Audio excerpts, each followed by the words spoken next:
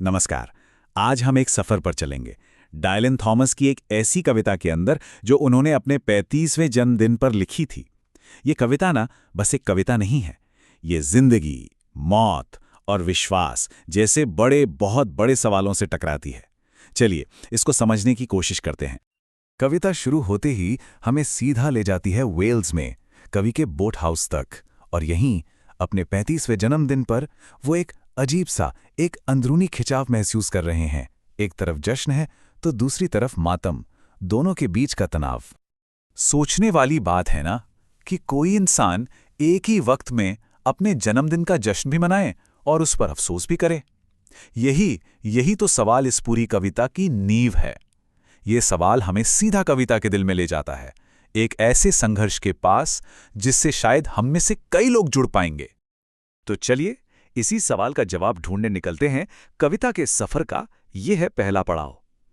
यहां हम ये समझने की कोशिश करेंगे कि जश्न और गम के बीच एक चौराहे पर खड़े होने का एहसास आखिर होता कैसा है।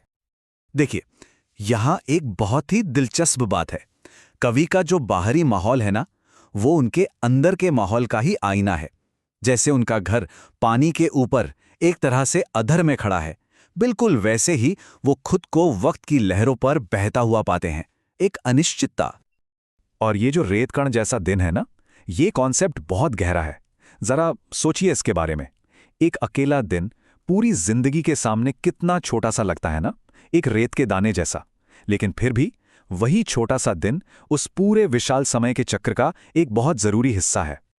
तो अब कवि अपनी इसी उलझन में डूबे हुए खिड़की से बाहर देखते हैं, और वहां बाहर की दुनिया में, कुदरत में उन्हें अपनी ही नश्वरता का एक उदास सा अक्स दिखाई देता है।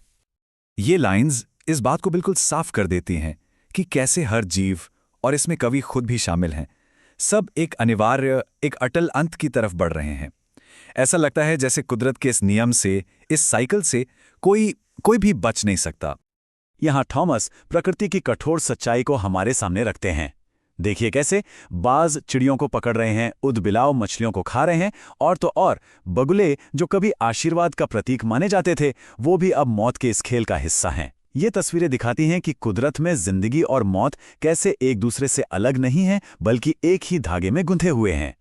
इस अंधेरे और कठोर माहौल के ठीक बीच कविता में एक टर्निंग पॉइंट आता है, एक अहम मोड़, एक ऐसा लम्हा जो वक्त के इस तेज बहाव को एक पल के लिए रोक देता है और एक नई शुरुआत का मौका देता है।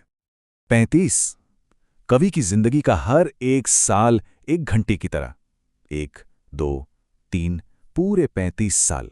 ये संख्या सिर्फ एक नंबर नहीं है, ये उस गहरे आत्ममंथन के पल को दिखाती है जहां वो ठहरकर अपने गुजरे हुए सालों का हिसाब किताब करते हैं। लेकिन ये घंटियां सिर्फ बीते हुए कल का हिसाब नहीं है, बिल्कुल नहीं। ये एक सचेतन निर्णय का प्रतीक है। फैसला यह है कि अतीत की चिंताओं को, जैसे समंदर में डूबे जहाजों को छोड़ दिया जाता है, वैसे ही पीछे छोड़कर एक नई शुरुआत की जाए।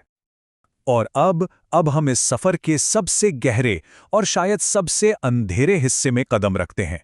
ये वो जगह है जहां थॉमस अपनी आध्यात्मिक दुविधा का सामना करते हैं। सवाल यह है कि आगे क्या है? ये जो तुलना है ना, ये कवि के अंदर चल रहे संघर्ष को बिल्कुल साफ दिखाती है। एक तरफ है एक स्वर्ग की उम्मीद, एक धन्य अजन्मे ईश्वर की आस, और दूसरी तरफ एक भयानक खालीपन, एक कांटेदार शून्य। वो इन्हीं दो संभावनाओं के बीच में बुरी तरह से फंस गए हैं। लेकिन इस डर और इस दुविधा के बीच में भी कभी एक अलग रास्ता चुनते हैं। वो चुनते हैं शुक्रगुजारी को। और ये हिम्मत का एक बहुत ही पावरफुल लम्हा है। ये दिखाता है कि वो इतनी आसानी से हार मानने वालों में से नहीं है। और बस यहीं से कविता में कमाल का इमोशनल शिफ्ट आता है। एक शानदार बदलाव। मौत का जो डर था, वो अब जिंदगी को गले लगाने की, उसकी एक शक्तिशाली पुष्टि करने की वजह बन जाता है। यहां से कविता अपने चरम पर, अपने क्लाइमैक्स की तरफ बढ़ना शुरू करती है। ये एहसास कि मौत नजदीक आ रही है, यही एहसास इस पूरे नजरिए को, इस पूरे पर्सपेक्टिव को बदलने का कारण बनता है। और अब देखिए होता क्या है। मौत का वही एहसास जिंदगी के अनुभव को और भी ज्यादा जिंदा दिल और भी पावरफुल बना देता है। प्रकृति अब उदास नहीं है, बल्कि जश्न मना रही है, झूम रही है। और ये है उस बदलाव का शिखर। कवि को एक नया विश्वास मिलता है, लेकिन ये विश्वास किसी दूसरी दुनिया या परलोक का नहीं है। नहीं, ये विश्वास इसी दुनिया में, इसी अस्तित्व की बेपनाह खूबसूरती में मिलता है। तो अगर हम इस पूरे इमोशनल सफर को समझें तो इसे इन 4 स्टेप्स में बांटा जा सकता है। ये 4 कदम इस कविता की जो जटिल यात्रा है ना, उसे हमारे लिए समझना और सबसे जरूरी महसूस करना आसान बना देते हैं। कविता की आखिरी और बहुत ही दिल को छू लेने वाली ये पंक्ति कवि की स्वीकृति और बदली हुई सोच को दिखाती है।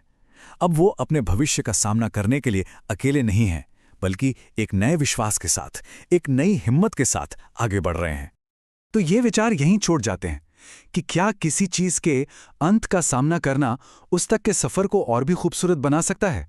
शायद ये कविता हमें यही याद दिलाती है कि जिंदगी की असली खूबसूरती इस बात में है कि ये हमेशा के लिए नहीं है।